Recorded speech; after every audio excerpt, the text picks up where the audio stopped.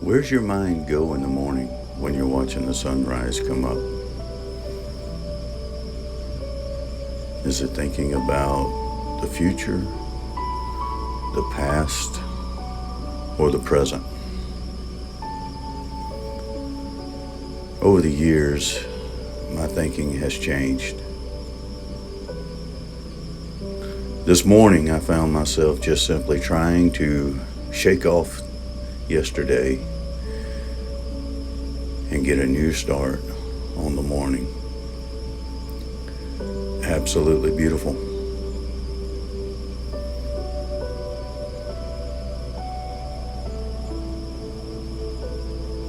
We got a lot of miles to go. I come through Mobile with a new sense of purpose and confidence that we're back on track.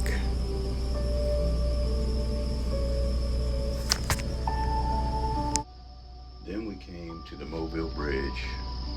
How majestic it is. The engineering that was involved in building this bridge is absolutely astonishing. Gorgeous. Set in a beautiful setting in the heart of downtown.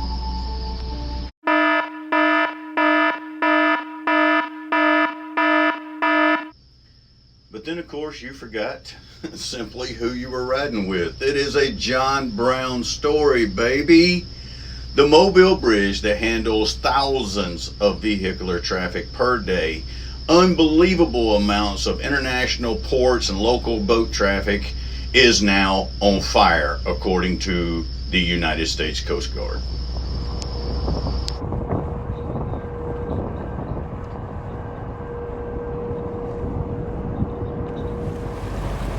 It ended up just being a barge that was on fire, but that did not stop the fact that we were held for more than an hour and 15 minutes on our schedule. It just seems like every single time we turn around, we are being hit with unforeseen circumstances.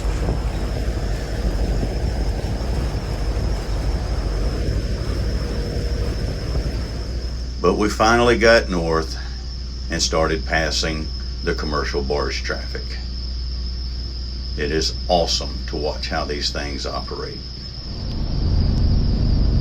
Hey, good morning from up on the flybridge. We are hammered down, to say the least. Hopefully everybody got to see a beautiful sunrise this morning.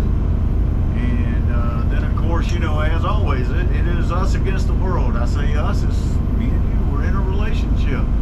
It's us against the world. We come through North Mobile, and here goes the Coast Guard, blazing fire, Mobile Bridge, all traffic stops. So for an hour, we got to say hello to everybody in Mobile, and we did get a couple of photographs and everything, a couple of videos, but apparently one of the barges caught on fire. It was nice to see all the resources they had available. They had a lot of emergency services and everything, so that was pretty cool to know that everybody had that type of resource. But we are northbound. We are rolling 25 miles an hour, and I tell you, I mentioned this yesterday, it's crunch time. We don't have any time for errors anymore, or mistakes, or miscalculations, or anything else. We refigured our route last night, and I think we got a little bit of a plan, and by gosh, we're going after it. We're not going to play around.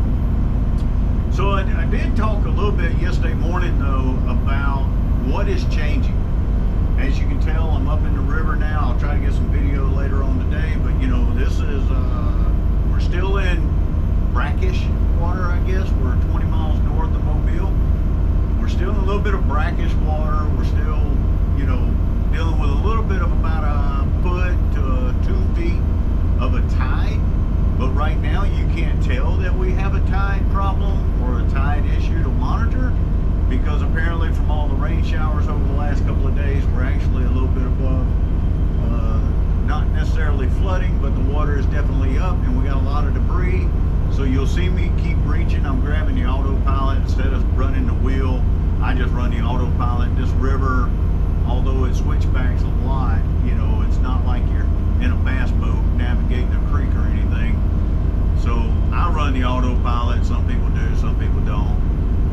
this boat's very responsive, so it's very quick to turn when I turn the autopilot.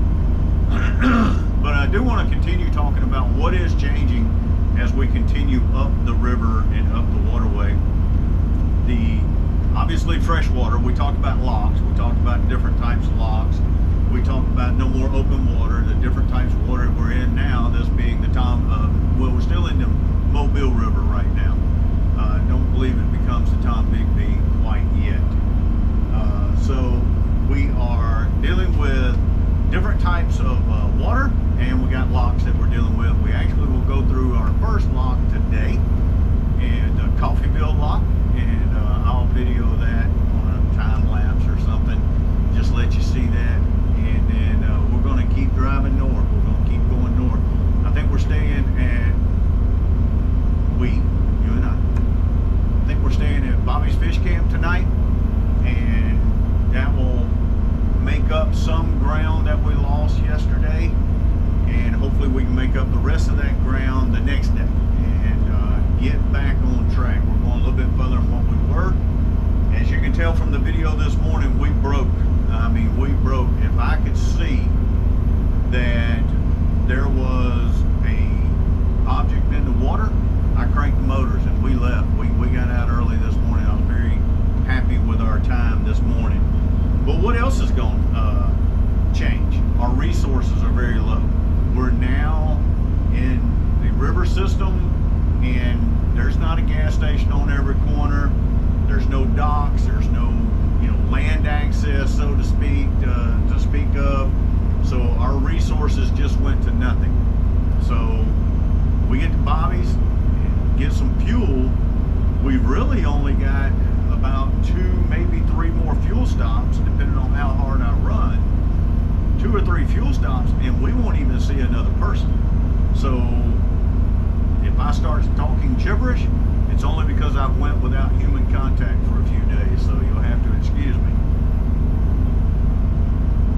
Lord have mercy at the debris in this water. So the resources are very low.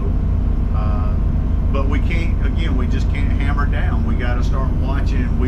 Now that we don't have the availability of fuel or diesel, now we definitely got to start watching that and making sure that we're not cutting ourselves short or anything. We do not need to get up in this river system and start running low on fuel and not having the resource we need to take care of that. So the next big whoop-de-doo is, folks, it's cold. I don't know what happened. I left and it was shorts and t-shirts and got a great tan and all this other stuff. It is freaking cold. This morning was 31 degrees. I had frost on the windshield. So I'm not prepared. I was able to go home this past week. I did go home, stop by the house, and I grabbed a couple of jackets and a couple more sweatshirts, but I don't have typical quote-unquote what you need. And we are scheduled to be going through just south of Florence, Alabama on Thursday, I believe, and they're saying the high that day is like 32. So there'll be a lot of videoing, like right in this area, right here, because that's going to be a little chilly up on the top deck. Right quick, I came up on a barge, had to go around. Navigating these barges, I'll shoot a video of that. But navigating these this barge traffic, they take priority, so you pretty much have to hail after them to get around them. And we are just past one. We got another one coming up in about another mile and a half, so we'll have to get ready to pass another one. So a lot of changes. We are out of open water. We're on a wing and a prayer, baby. We are northbound, rocking and rolling. There is a fire on the river when John Brown is going by. These John Brown stories are just becoming absolutely comical, to say the least. But we're not going to let it slow us down. We rock and roll.